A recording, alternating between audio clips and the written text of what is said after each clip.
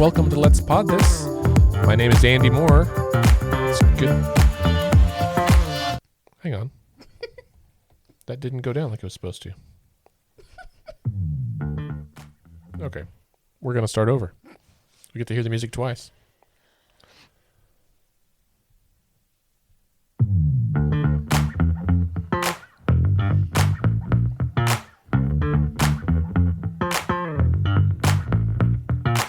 Hello and welcome to Let's Pod This. My name is Andy Moore. Thank you so much for joining us again this week. It has been an eventful and I think difficult week at the state legislature. Many of you listeners are presumably already aware of that. We're going to talk a little bit about some of those things, at least around the topics there. It is just me in studio today representing our organization. Scott is traveling. I think he's at the airport right now, and he sends his condolences. I'm sure he's sad he's not here. Joining me, though, in studio today are two excellent guests and co-hosts. One is our in-state intern, Micah Caruso. Hello, Micah. Hello. Welcome back to the show. We also have a guest, one of Micah's professors, Dr. Sunshine Cowan. Hello, Dr. Cowan. Hi there. Thanks for having me. Do you have a preference if I call you Sunshine or Dr. Please call Cowan? me Sunshine. Do you have any special nicknames I should know about? That's it. Okay. I mean, it's not a nickname, but that's all I go by. When I was an adjunct professor the first time at my alma mater, one of my first classes, I was only a few years out of grad school myself, and so pretty close in age to some of the students. In fact, I even played indoor soccer with some of my students and was like, listen, for this semester, I'm going to not play soccer because I don't want to cross any dual relationships. But I had a student one time that I told him to call me Andy. That's fine. It's like, Prof Moore, Andy's fine. I'm not a doctor. Don't do that. And one young woman one day was trying to think of my name, and you could see her like, Prof Dude. And I was like, I'm gonna draw a line there. That seems, at least pause and come up with my name. Yeah. Prof Dude was maybe not quite sufficient. And so you are a professor of public health? Yes. Could you maybe just start and tell us a little bit about your background, what you teach now? You can go where you went to school, what your areas of interest and research are. Sure.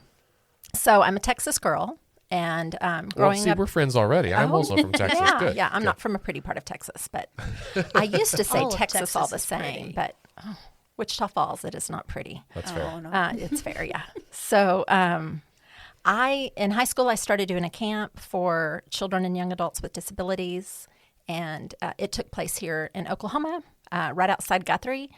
And so through that, I ended up moving to Oklahoma, and I'm a product of Oklahoma higher ed. So I did my undergrad at UCO in community health. I did my MPH, Master's in Public Health at OU Health Science Center. And then I did my PhD in environmental science with a focus on environmental justice at Oklahoma State University. I now teach at UCO in the public health program, co-coordinate that. I'm not representing UCO today, but happy to talk about things. My dissertation focus was on Hurricane Katrina and looking at the public housing controversy following Hurricane Katrina. Yeah. And so where disaster management and environmental justice kind of lined up because the city of New Orleans went into public housing that was untouched by Katrina. No damage, no issues at all, and completely raised everything to then use this mixed income model. And there were a lot of advocates that said it was maybe done for different reasons than what we would hope. For political reasons, perhaps? Well, and probably money reasons. At the time, New Orleans had the most acreage and public housing of any city in the country. Wow. And so, this was kind of a convenient way to allow people who had already moved off to not move back. Right. There was a waiting list prior to Katrina. That waiting list did not get touched after Katrina, and people who were in housing prior to Katrina who never came back to the New Orleans area. So how fascinating. Oklahoma has some, a lot of ties to New Orleans and Hurricane Katrina in particular. Absolutely. Politically, Joe Albaugh, right, who was the director of the Department of Corrections here for several years, was FEMA director under President Bush and was the man in charge to the Katrina response. And so There's a really great podcast series called Floodlines. If you haven't listened to it, I have not. You would be really interested. Yeah. It kind of chronicles the aftermath and the response to Katrina, and it is excellent reporting, really fascinating series. It's probably 10 or 12 or 14 episodes, so not ongoing thing, but it was really fascinating. It's one of those that I've thought about re-listening to because it was so compelling. Yeah. Well, and so much learned during times like that about response. Yeah. That we need to know for future. Yeah. There's they interview the mayor of New Orleans, who was like doing radio programs doing that. They speak with Director Abaugh. They have some really intense kind of conversations, and also just with residents, right, who were displaced, who were lost everything. Yeah. And it really is a fascinating look at how we respond to an enormous disaster and how the response can also be an enormous disaster. Absolutely. And we do pretty good in the immediate. For most anything, the Oklahoma Standard. Yeah. We do really well as individuals responding individually to the immediate, but we don't have a lot of, I don't know, is it grit or resilience for keeping up with it long term, and then for pushing the policy that helps address it ongoing. Yeah, we tend to have short attention spans and some of that. Yeah. Well, so now you teach, is it public health or is it community health? Okay, public health. And yeah, go ahead. Yeah, so I'm at UC as a teaching institution, so my area is health equity, and I do research, but when you do research at a teaching institution, it looks a little different than at a research institution. Sure. So those are embedded in coursework and research projects with students who have grants. So that's everything from photo voice projects. I've done one with a student where we did disposable cameras, and I got those into the hands of people experiencing homelessness who took photos of things that were working and not working well. Oh, wow. And then provided insight. We've done the same for daily riders of transportation, and then got their narrative, and we're able to share that with council members and decision makers. And we've done one for zip code. I had a pretty long research study that tracked several years for a local grocery store, and I'm not going to name it because it has the ownership has changed. But we looked at the difference between zip codes in pricing, in quantity, in how things were marketed, and in strategies for getting people to buy things. And there was a marked difference. It fit what we hear about in research, with there being a poverty tax, that the exact same thing tends to be more expensive in poor neighborhoods. Which is the opposite, I think, of what most people would think. Absolutely.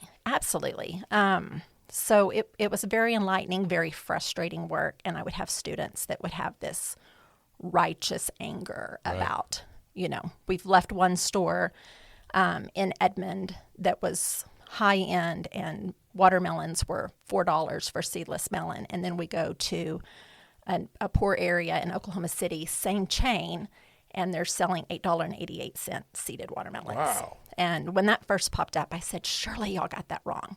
And they're sending me pictures that they've taken 20 minutes apart because they were furious for good reason, right? So that went on for quite a bit of just monitoring and seeing how those things go. Yeah, that's fascinating. What made you interested in public health in the beginning? I think probably I ended up at UCO, kind of a windy path, ended up at UCO. Had they had social work, I probably would have done social work. And I had a good friend who said, it was community health at the time, I've taken this intro class. I found this major, I think you would like it. And so I took one class and was hooked. And so it's very much a discovery degree. Very few high school students or even early college have any idea about public health. We say when it's working, it's invisible. You go to your favorite restaurant, you don't get sick, your kids go to the swimming pool, everything's fine. Right. You don't have a major world pandemic if everything's working well. Right. And it's when things go wrong that we tend to hear about public health. Right. Yeah, we take it for granted. Absolutely, right? Yeah. Because in general, if we can keep the public healthy, then most of these things don't ever come up, right? We never think about where our water comes from, the air we breathe. Exactly. How, any of that stuff happen. The restaurants are have cleanliness requirements and standards, right? We all see the sticker in the bathroom that says employees must wash hands and just think that's silly. Isn't it obvious? And you're like, no. let's look at the history here. And this Right. was a relatively new invention in the history of humanity. Yeah. Right. Yeah. And then, things like sidewalks and making cities more walkable and funding public transportation and funding public education and all of those things that from a public health framework, it's just a different way of looking at things on how do we look at non-medical determinants of health. So things that aren't related to medicine, but absolutely impact how healthy we are. Yeah. And education, zip code, all of those things around us in our environment that we tend to think, at least in our society, we tend to think of it on an individualistic level, but there's really so much in the background that public health professionals are looking at to say, how can we make this better so that everybody has an equal opportunity to be healthy? Yeah. Man, this reminds me of something that I haven't thought about in years, and I don't think would fly in today's climate, and we'll probably talk about a little bit why. But when Mayor Mick Cornett was in office, right, Oklahoma City famously was, this city is going on a diet. Yes. And it was like a nationally known deal that Oklahoma City was rated as one of the most obese cities in America. Yes. And he launched an initiative to promote healthy lifestyle, activity, all that stuff. And I remember it wasn't long after I moved here, and it was a big deal. Even today, it seems almost bizarre to have a citywide initiative dedicated to health in that way. Yeah. Yeah. And I think it was a great first step. I also think that, again, when we go back to that public health infrastructure, we're looking at things of a phrase we use a lot is make the healthy choice the easy choice. Mm-hmm. So it has to be more than standing on our soapbox and wagging our finger and saying, this is what you should and shouldn't do. There's a research study that's titled Rich People Exercise, Poor People Take Diet Pills. Oh. Right? When you think about leisure time, you think about access to resources. And so back to those having walkable communities, having access to healthy food that's affordable, that's marketed to you.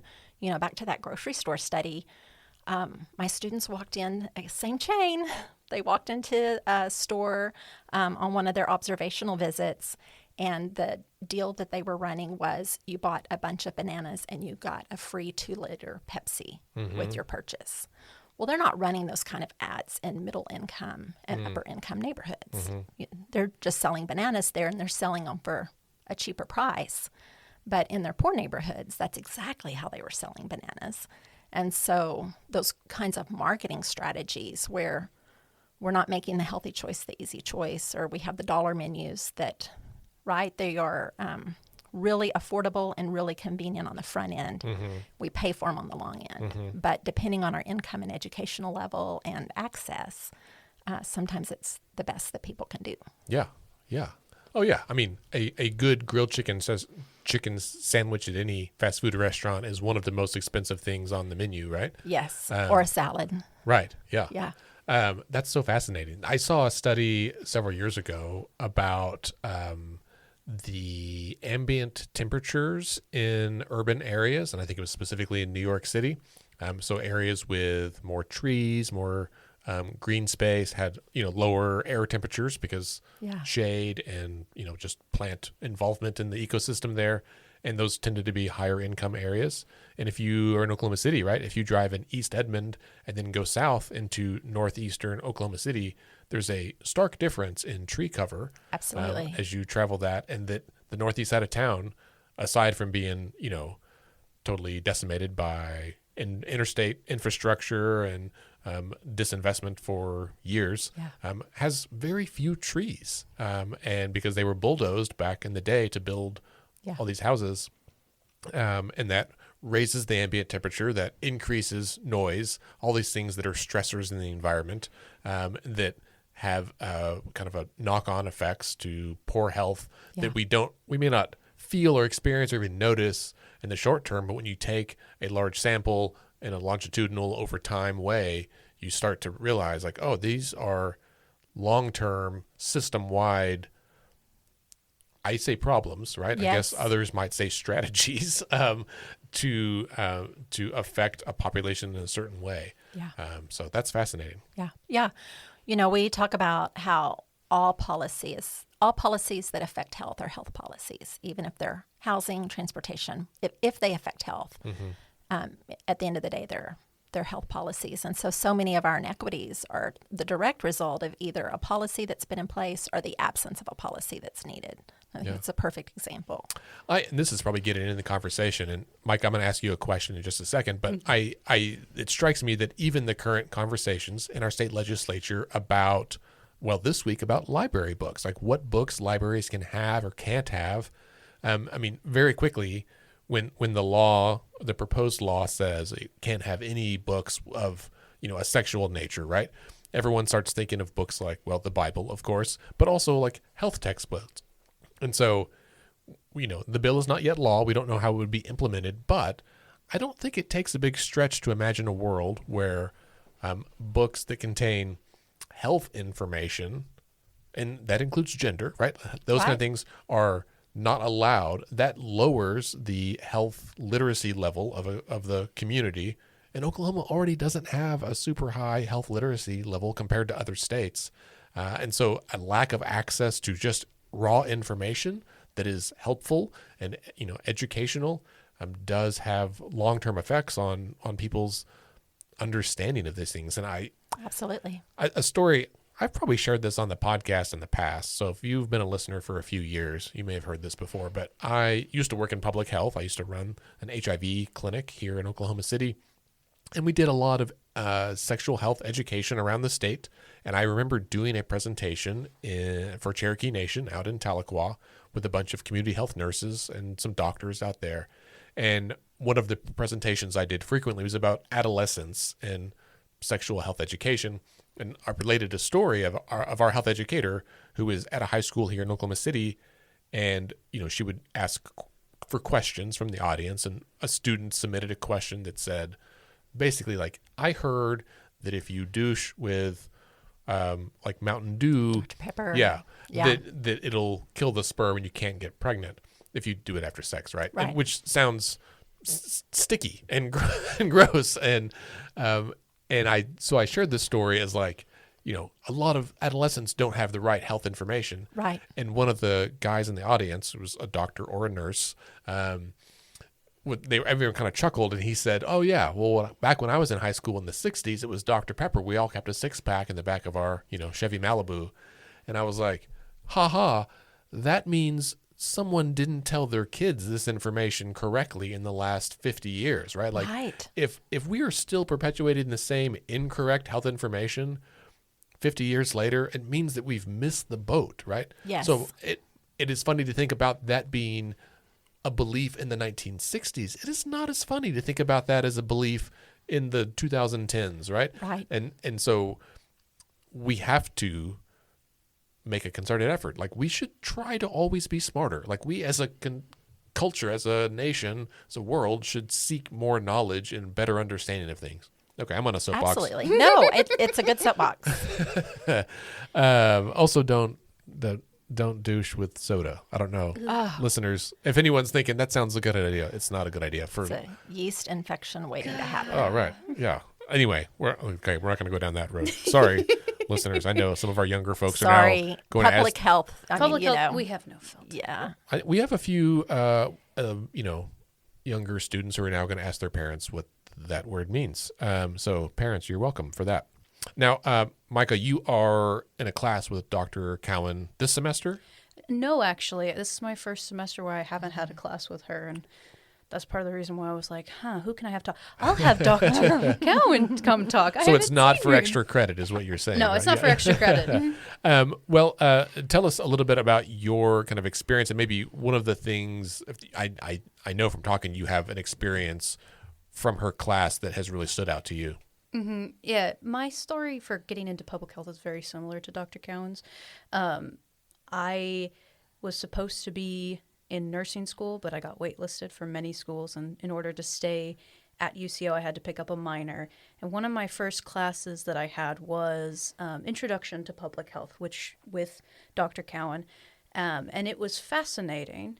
And so I decided to stick with the program. But the class that really made me figure out, oh, this is very different from anything else I learned was her health equity class, because the first thing that she showed us was a video called "The Dangers of a Single Story" and the speaker, I cannot pronounce their name correctly. I have looked it up. Chimamanda Adichie. There we go. Thank you. I spent like maybe 3 hours last night trying to say it right, and then my roommate was just like, you know what, just let her say it. She probably knows how. Called "The Dangers of a Single Story." And I had never seen the world like that. And it really made me, because I like to consider myself a lifelong learner. And that was the moment when I realized that my education, for lack of a better word, had been very restricted to only one viewpoint.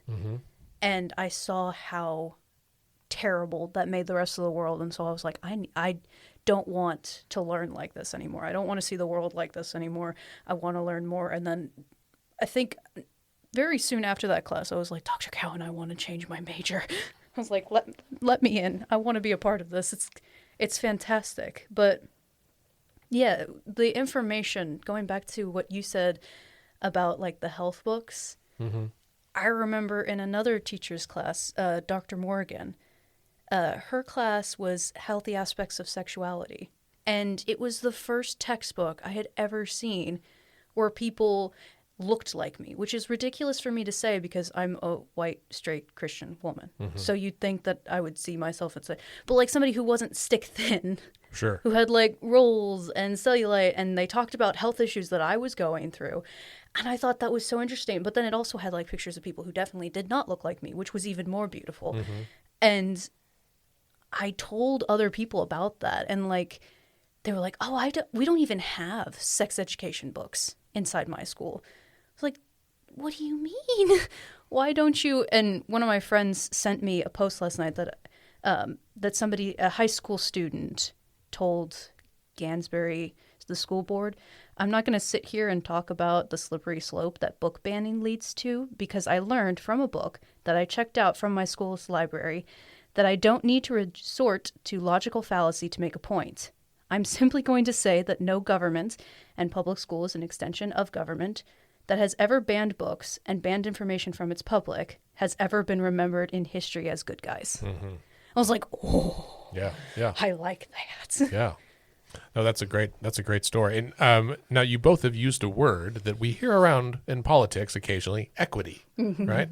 Which in some circles I think has become a bit of maybe not a bad word, but like an indicator, right? That if someone uses the word equity, they're probably a liberal, which is weird in some ways, right? That we have partisanized some words like that.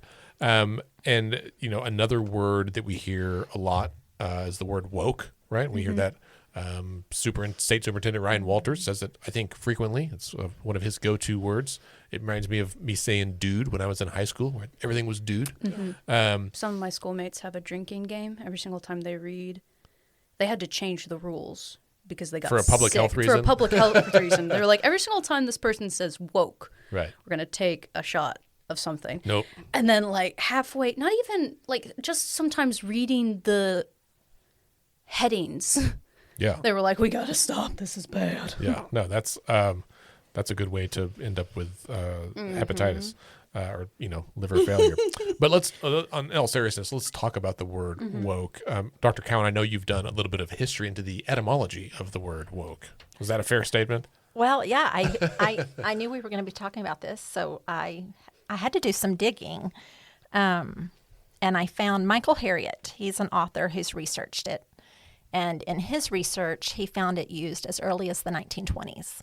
In the same way, like used? Well, always used in the Black community early on, and used as awareness. So awareness of racism, awareness to be careful, to be aware early on. So 1938, he talks about a blues song. It's a true story. 4 Black youth in Alabama falsely accused of raping a white woman, convicted by an all-white jury. Thankfully, in appeals, that was overturned. But this Alabama blues song uses the phrase woke. It talks about be careful when you travel there, stay woke, keep your eyes open. And then in 1940, Harriet finds a reference to black mine workers in West Virginia. They had unionized. They were fighting for better pay because they were not making the same as their white counterparts. And out of their action and advocacy, their phrase was, "We were asleep, but we will stay woke from now on." And so it had this connotation of being asleep, waking up, being aware, being careful. It then went away for a while. And it was Erica Badu. I don't know if I saying the Badu singer, correct? Yes, 2008. So her track master teacher used the phrase woke, but they really credit it with tweets that she did, and that was kind of the resurrection. But this to me was what was so striking. Harriet in this article says, for a very long time we've had, he calls it a takeover and flipping of black vernacular to anti-black pejorative. And he says this has happened again and again through history. We see it with jive early on, right? And then he has this quote. This is his direct quote. "Every time black people try to use a phrase or coin a phrase that symbolizes their desire for liberation, it will eventually become a cuss word to white people." Oh, that's fascinating. Powerful, right? Because early on in 2008, when the term was being used, there was not a pejorative use of it, but we've seen that transition pretty quickly. Right. Yeah. Okay. So just to let me reflect back to make sure I'm picking up what you're putting down. So like the word woke starts out as like what it seems on the surface, like awoken, and thus aware of something, right? Of a deeper truth or meaning or purpose or whatever, aware of what's happening in the world. And it's specifically being used that way in the black community. And then I think kind of spreads more broadly to, I would assume, right, to like white communities also being woke in the same way. It's like being aware of racism and things and being, trying to pay attention and being intentional about that and just being aware of it. And then through that gets flipped around to saying, to like being used bad. So basically I guess to boil it down, right? A black person who is aware of what's happening in the world is woke, and that is a bad thing, is how it's framed by some people or communities. Yeah. That's like a overtly racist thing to say. I mean, to say like it's bad for anybody, to especially like a specific race, to be aware of what's happening to them. Yeah. Well, that's fascinating. I'm a closet Erica Badu fan as well. So I was excited for you to mention that. It's a fun find. How does this, so how do you see this through that public health lens? Like, how does this affect, how could it affect, how does it affect, our communities, our culture through that lens? Yeah. So, back to what Micah was talking about with that danger of a single story. Adichie tells us in that the danger of looking at any group through a single lens. And when we use stereotype, those groups, we take away their dignity. For any group where we just simply apply a flattened single story for who they are. And I think we see that in how we apply this idea of woke, being anti-woke in legislation. For public health, we are always focused on, I can't say that. For public health, the goal is that we are always focused at putting the community at the center. Does it happen always? No. Should anything ever be done to a community rather than with a community? Never, right? And so our soapbox with our students is that those community members are the expert of their community. And public health practitioners can come in with skills and models and framework, but we're not the expert of a community we don't belong to. Sure. We have to sit down and work with that community. And so I think consequences of these type of legislative bills are just further marginalizing communities that are marginalized to begin with. And then we further take out this context of understanding. If we are not learning, we have to know history in order to understand context. One of the things that we talk about in class is looking at World War II. After World War II, FHA loans come in from the federal government. We build a middle class from that. Those FHA loans were only available to white families, right? So people of color, communities of color got totally left behind in that. And I think there are some people who would shrug their shoulders and say, well, yeah, that was so long ago, right? We're talking World War II. But families like mine, who were poor white families, it was an opportunity to take advantage of FHA loans and to start home ownership. And for the middle class for so long, it's debatable today, right? But for so long, that's how middle class built a nest egg and built up equity and had something to pass down to the next generation. So when we see this disproportionate outcome today between wealth in Black populations and white populations, we need to know our history and understand the context to be able to understand that that didn't happen overnight. It's not new. It's not the fault of the individuals who were born into families that didn't have equity to pass forward. That started with policy, and it was absolutely purposefully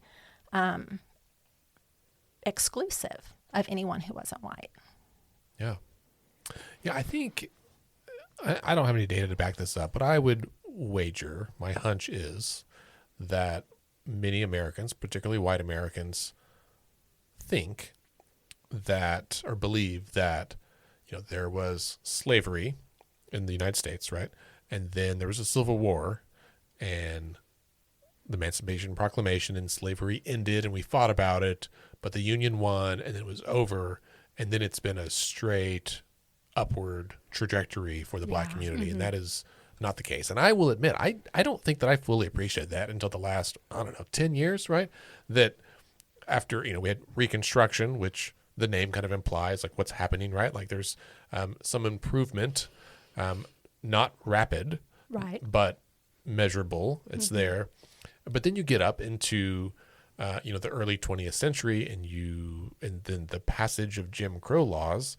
And I don't think I really understood, like, I heard that term, but I was like, Sure. People would say, well, it's a new Jim Crow. And I was like, okay, I know you mean that's a bad thing, but I don't know what that means. That's just a character inside of a Disney show, Dumbo. Right. Yeah.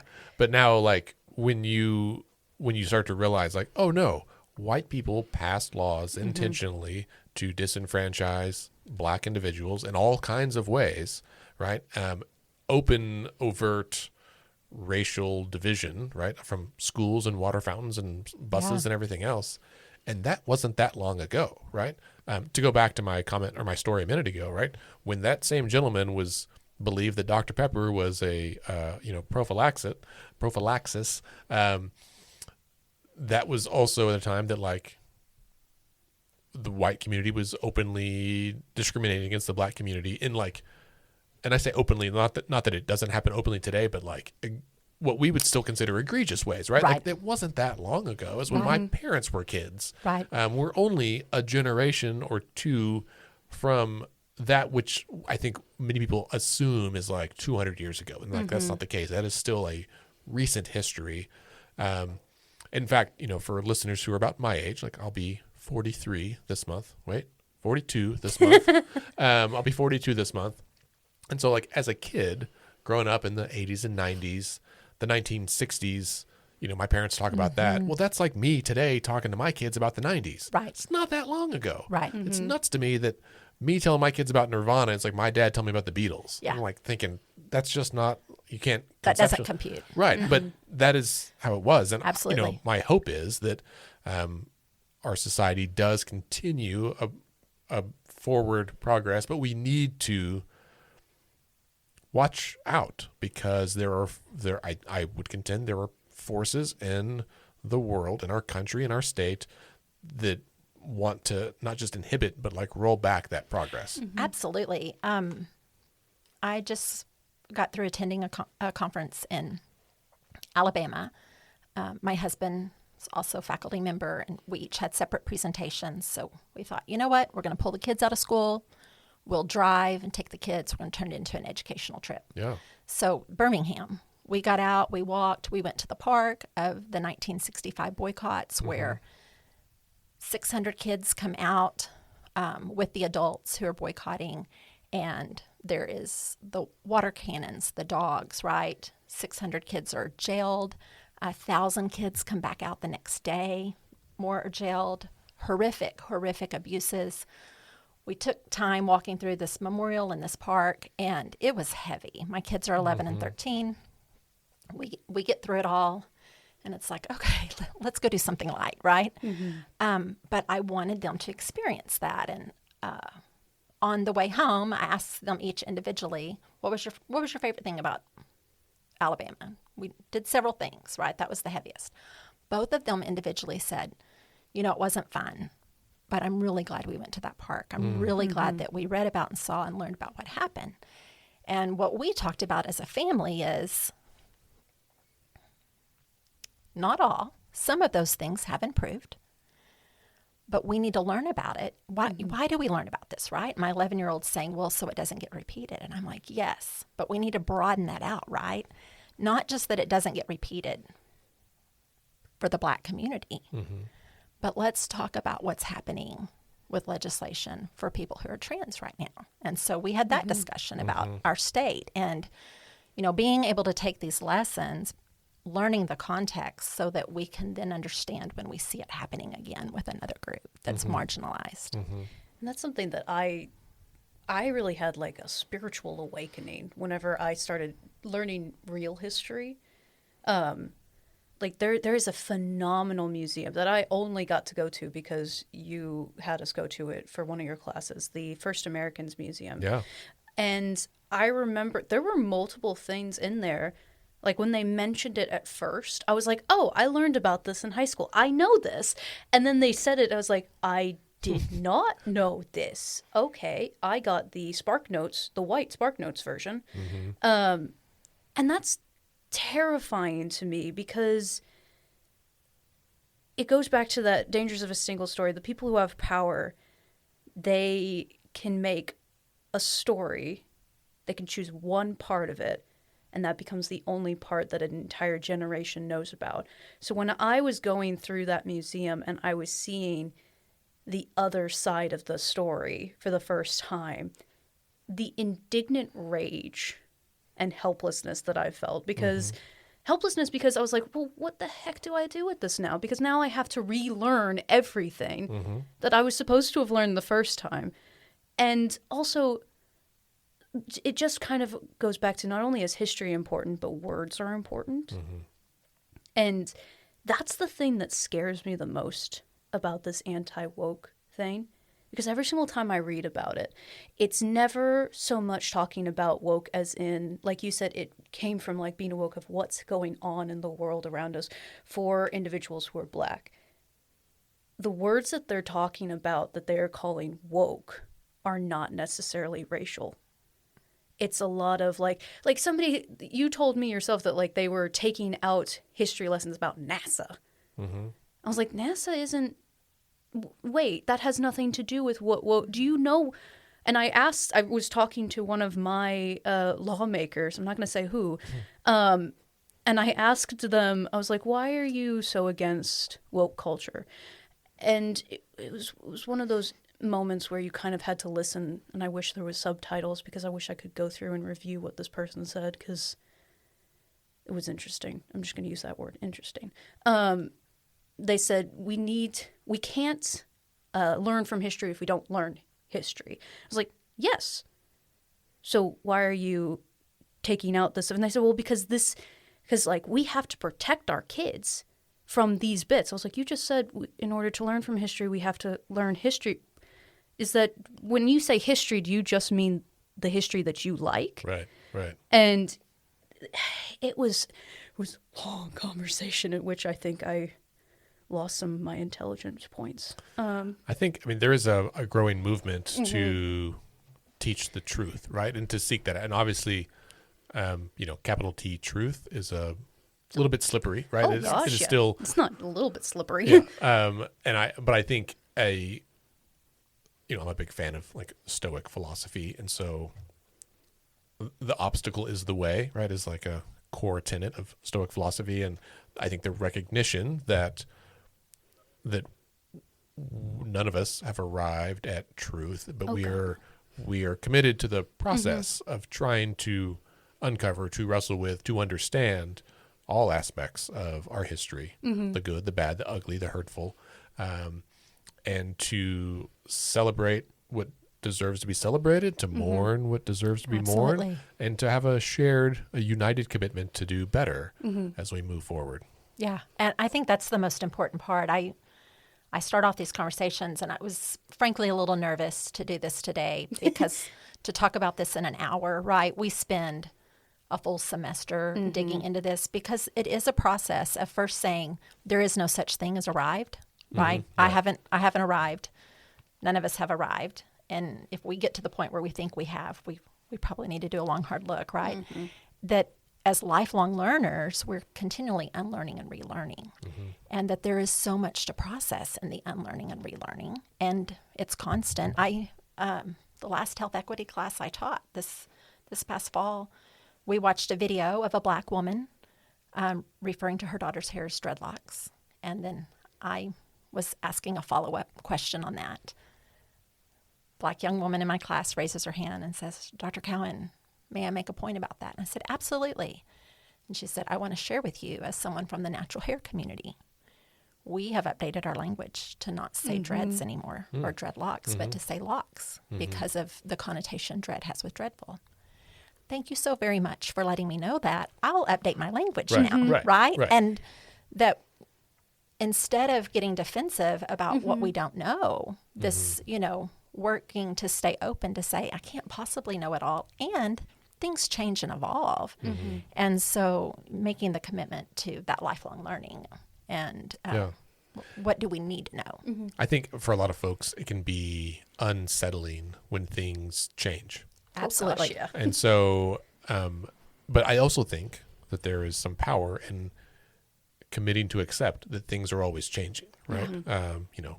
Not to get super wonky here, but like another Greek philosopher, Heraclitus, right, said that no man steps in the same river twice, meaning that the river is always moving, and the moment you step into it, it has changed. It is a different river than it was before you stepped into it. And so I think that is the case with life and so many things, that things are going to change. And the more readily we accept that things are always changing, then a little bit easier it is to continue moving forward and to know that you will never arrive, that the work is always continuing, right? Yeah. That woke is not an endpoint, to go back to that word, right? That we are in the process of awakening ourselves, and hopefully collectively as a community, as a culture. And that I think, and you could probably speak to this, but some of my friends that are more liberal will express a frustration or a hesitancy to admit when they are not, we'll say, fully woke, because with the recognition that that's not a thing, but that they are not where they want to be, but they're afraid of being attacked by someone who will say, "You're not woke," right? Like then it is used as a derogatory, even within a community that would regard themselves as woke, right? So it's like an in-group bias. Yes. And I don't know, that's my observation. I'll pass it to you. Yeah, I think that's very much an issue, right? And I think of it as my desire to want to be a good ally, to want to be anti-racist. I don't go around calling myself an ally. It's not for me to call myself that. And if we read the research about being anti-racist, those are moment by moment decisions that we make, right? And it is possible for me to be anti-racist in one moment and racist in the next. Right. And we really have to let go of this defensiveness. But I think as white people, right, we've grown up in a society where the worst thing we can be called is a racist, because we understand that from such a different viewpoint than what it means in the day-to-day of systemic racism. And we get all up in our feelings about it, and then the guilt, which is not helpful to anyone, instead of just being able to say, I probably need to pull myself back. I need to process this a bit. I need to see what it is I need to learn, and then what I can do differently to repair this and move forward. But yeah, I think we've got it on all sides as far as how we address these issues and their emotional issues. So I guess it's no surprise that we fumble with it so much. Yeah. I babysit, and I have somebody who I probably shouldn't be babysitting because they're old enough to drive, probably. But they were upset because there was something that happened at their school where a teacher said, if you were raised white, you are inherently racist. And I do agree with that. But they said everybody got very, very upset about it because he was saying, all of you guys are just racist and horrible. And I said, how do you feel about that? I say that he's older because obviously I wouldn't have this conversation with a 3-year-old. He was like, I don't think he should have said that because it's mean and we're not racist. I said, do you know what race is? Like, can you define race for me? And it was because that was something that I learned, that like race is a social construct that we've come up with. And that conversation with him, like I could tell that his brain was working on all ends. And he told me something that I say all the time is, I went to bed with a headache last night. He said, I went to bed with a headache last night because of our conversation. But the way that he, learning that new language and learning that new change and constantly improving, it just brings people closer together. And I think that's why a lot of people are afraid of that woke word, is because we have a lot more in common than we have that are different. And when people figure that out, they can work together better. So I guess like one of the biggest things that I wanted to ask you was, why do you think people are so afraid of these changes of the word woke and words similar to woke? Yeah, I think Andy said it earlier on, so many people are just afraid of change to begin with. Mm-hmm. And then when we have an ever-changing society where people are afraid of losing power, and if your lens is about resources and scarcity and limited resources, and then if everybody having equal footing somehow means I have less, I think that's a driving force for a lot of people. I also think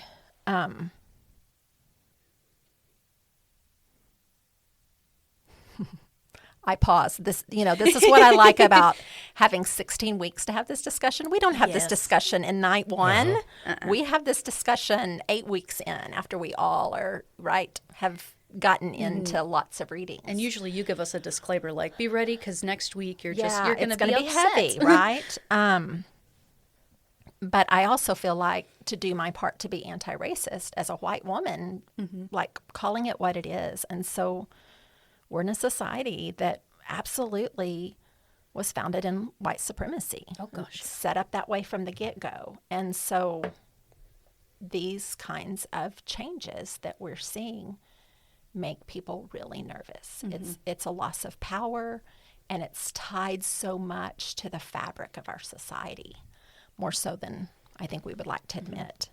I also think it don't makes think us that's feel a like popular the statement, monsters. but it's a true one, right? Yeah.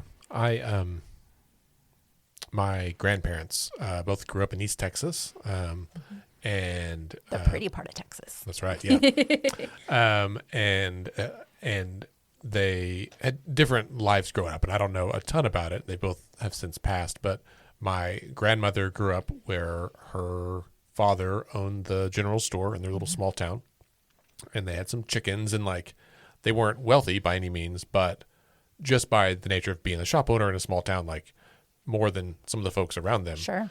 My grandfather grew up, 10 or 20 miles away, and grew up the son of a sharecropper. And, we would drive around. He'd show me the houses in which he lived, sometimes sharing a house with a black family. There's, a house with no plumbing, a house with dirt floors, all these things that he grew up in. And even as a child, I mean, I didn't really notice then, but as I've reflected on it, especially as I've gotten older in the last few years in particular, as I think our whole country has reflected on some of these things more, realizing, seeing some of their comments and the way that they related to people of other races being different just from their own upbringing. Yeah. And I mean, they never talked about it between themselves, not that I'm aware of. Certainly Right. not. It wasn't like, Mary, you're racist. Like that wasn't Right. part of the conversation. Right. But thinking about like, oh, yeah, your lived experience matters a great deal about this. And I don't necessarily mean anything, diminishing against my grandmother, but I do think that my grandfather was had a different element of grace in him because of his experience. Yeah. He wasn't perfect by any means either, but it was.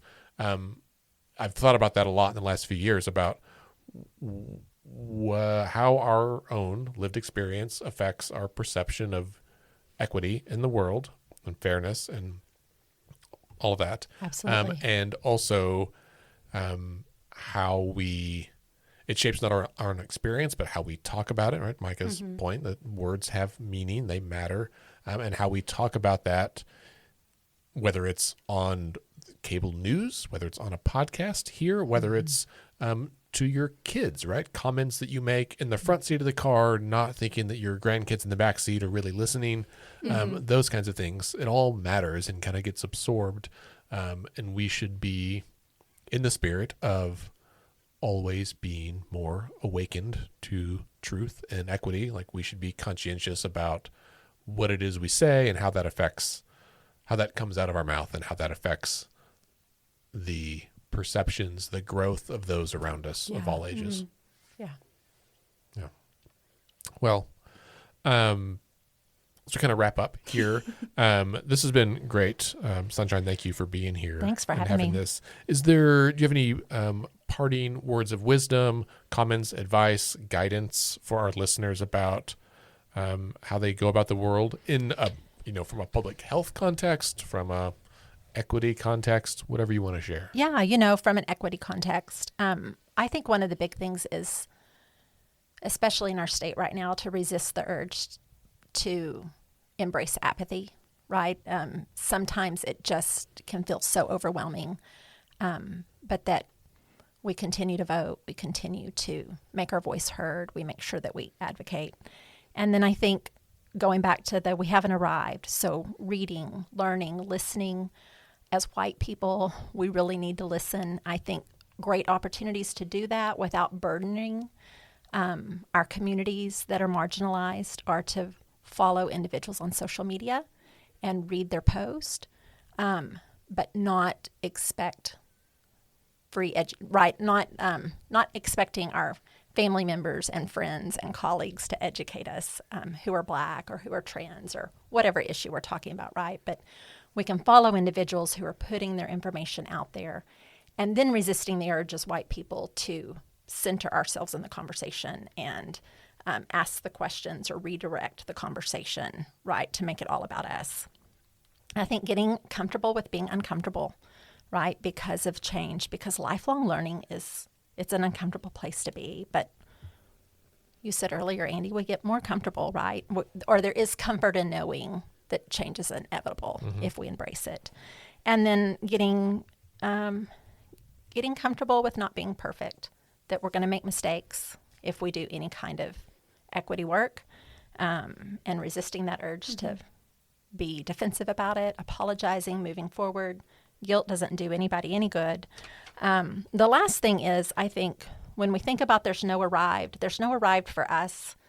There's also no arrived for the United States or Oklahoma. And we have not yet lived into our ideals. And we probably won't have lived into our ideals by the time they're putting our headstones up. But we have a time and a purpose to move things forward, to leave things better than we found them when we go. And I think that's what helps me resist the apathy of, sometimes just feeling like, oh my, what's going on? And bury head in the sand. That there's no arrived for me, and there's no arrived for the places that I'm in Yeah. either. And so to just keep doing the work of moving things forward. Yeah. And thank y'all for the work that you do with Let's Fix This. Thanks. Listeners, Dr. Cowan has been a longtime volunteer. You came to one of our first Capitol Days in 2019. I know because we have a Yeah. photo of you. And so when Micah said that she was going to invite you, I was like, I remember this person. Let me go look it up. And I went through all the pictures and I was like, I knew it. Yeah. So- We've brought students a few times. That's always, I love it because y'all are nonprofit, nonpartisan, and I think it's such a great way of bringing students, because we talk, obviously, public health, we talk about a lot of issues, but we also talk about the fact that we're not concerned with how things get politicized. We're not going to let that affect what's going on in the classroom. We're going to look at the research. We're going to look at best practices. And we'll never, ever, ever tell students how to vote. We will encourage those who can vote to vote, but never how, right? And so what I love about partnering for your events is students are able to come. They are able to bring a topic that they want to talk to a legislator about, and have the direction and training on doing that. But they're not being told what that particular issue needs to be. And so I absolutely love that about the work that y'all do. That's one of my favorite parts of doing like an advocacy training. And I just did one last week, I think. But it's sitting down and like helping people work through what to say. And it's like, well, let's start with, what do you care about most? And everyone's eyes get real big of like, I don't even know where to start. It's like, okay, well, let's start there. Let's just brainstorm a list of things that you care about.